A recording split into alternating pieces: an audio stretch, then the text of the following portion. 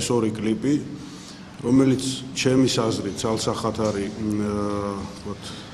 გამიზნული და გამსჭვალული პრეზიდენტისადმი სიძულვილით, მთელი მისი გუნდისადმი სიძულვილით დამზადებულია საქართველოში.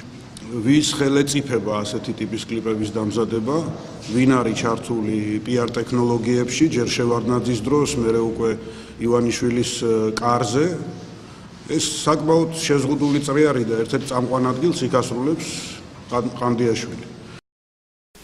სამწუხაროა, რომ პრეზიდენტის ადმინისტრაციის თანამშრომელი, მოდელირებული ქრონიკის ერთ-ერთი შემქმნელი გიორგი არველაძის გუნდიდან, როგორც ინტერნეტ სააგენტოები და გაზეთი ვერსია იწყება, იკვეთება ამ ვიდეოს საძაგლობის შემქმნელად და გამავრცელებლად.